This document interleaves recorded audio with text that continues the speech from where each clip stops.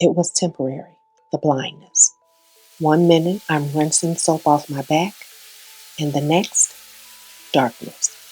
Not dim, not blurred, pitch black. I couldn't see a thing. Wrapped in a towel, stumbling out of the shower, barefoot and terrified, I started yelling, "Hello?" Nobody answered. Nobody was home. In that moment, all I knew was I needed to cool my body down fast. I felt like I was being cooked from the inside out. That's how I found myself on the kitchen floor. Half dressed, with an ice pack on the back of my neck, gulping down a glass of water, whispering prayers for my vision to return. Turns out it wasn't a fluke. That was my introduction into hot flashes, aka personal summers, and my body trying to get my attention. So let me share with you what I did to finally stop feeling like a turkey being slow roasted on Thanksgiving Day. The last thing I did will sound like it came out of left field. No, left field. But it didn't. But it's such a major fact. If you've never had a hot flash that made you feel so hot, so warm, that you felt like you were slow roasting in the oven with the broiler set on 450 degrees, bless you. But for the rest of us who experience a different truth, it's more than just sweating, right? It's unpredictable, it's overwhelming, and it hijacks our body. That's this woman right here. Hot flashes can be a major confidence disruptor. They can make you feel not so healthy, and it's kind of scary. A couple of internet searches later, seemed I had every ad, expert, and friend of a friend suggesting a costly solution to fix me. Have you ever felt like your body turned on you and no one had a straight answer? Why? This led me to a decision that changed my entire experience. I stopped fighting the symptom and instead started listening to what my body was trying to tell me and start choosing everyday ways to support it. Because guess what? Hot flashes are not as random as we think. They are like little SOS signals from our bodies that it is overwhelmed, overloaded, or undersupported. So here's what I did that actually worked for me. Simplest solution was right in front of me all along. But I was making one critical mistake that was really making everything worse. I drink water most of the time throughout the day. But hot flashes taught me that I needed to take hydration way more seriously because even the slightest amount of dehydration causes hot flashes to hit us like a freight train. During this phase of life, we really do need to drink water before it is that we even feel thirsty.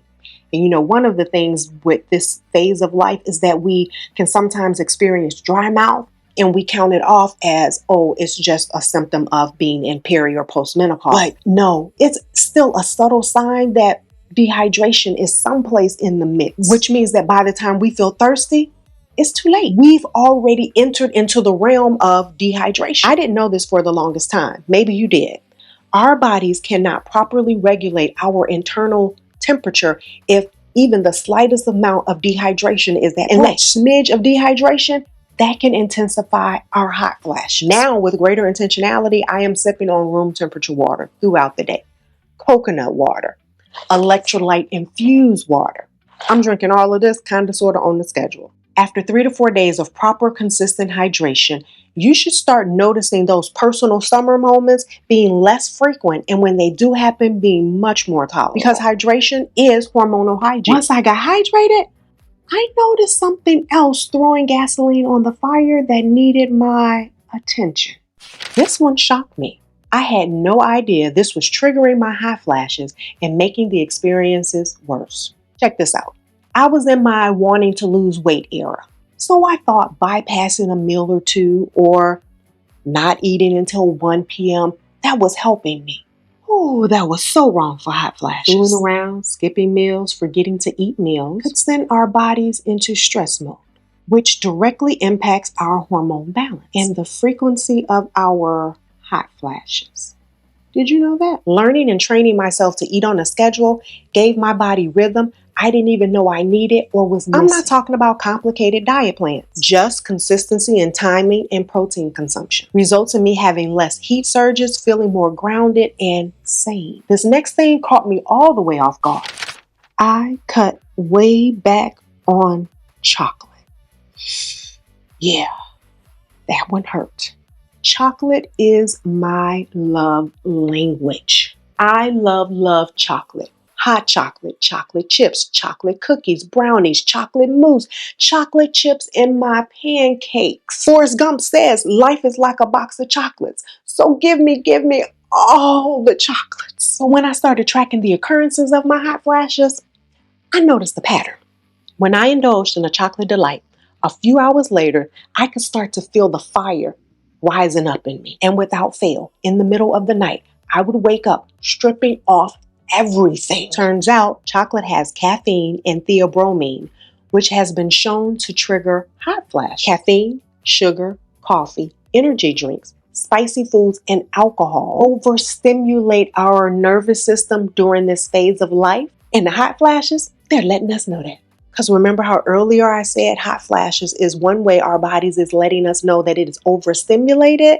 So if our body is already stressed, those things could tip us into hot flash territory. When I decrease my chocolate consumption, eating it very sparingly, as well as being mindful to eat it earlier in the day, followed by loads of hydration, my nighttime hot flashes decreased dramatically. I started sleeping through the night without feeling like I had woken up in the fiery furnace. Because Shadrach, Meshach, and Abednego, they did that already. They don't need me to replicate that. But here's what no one is telling us or not saying loud enough. The connection between two seemingly unrelated body systems was eye-opening.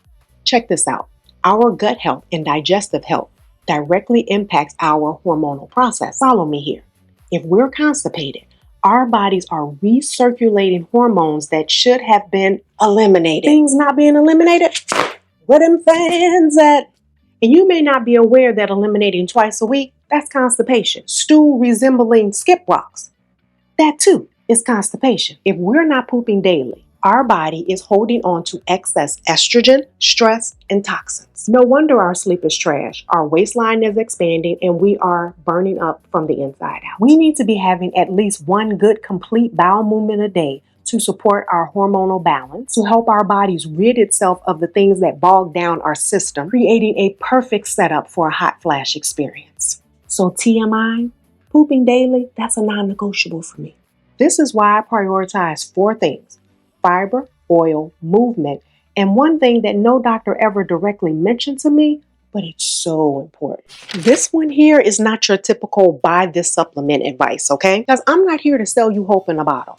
I'm here to help you regain your body one sweaty pajama night at a time.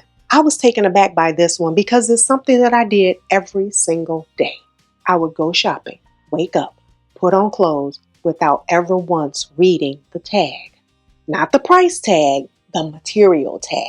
Had you heard that wearing certain materials of clothing could actually be making our hot flashes significantly worse? Synthetic fabrics like polyester, nylon, rayon, microfibers, spandex, acrylic, man, and there are so much more.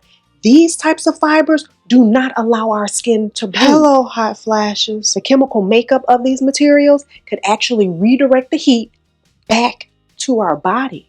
Think about it. Those cute, trending, moisture-wicking outfits might be keeping us from having armpit stains, but at what cost?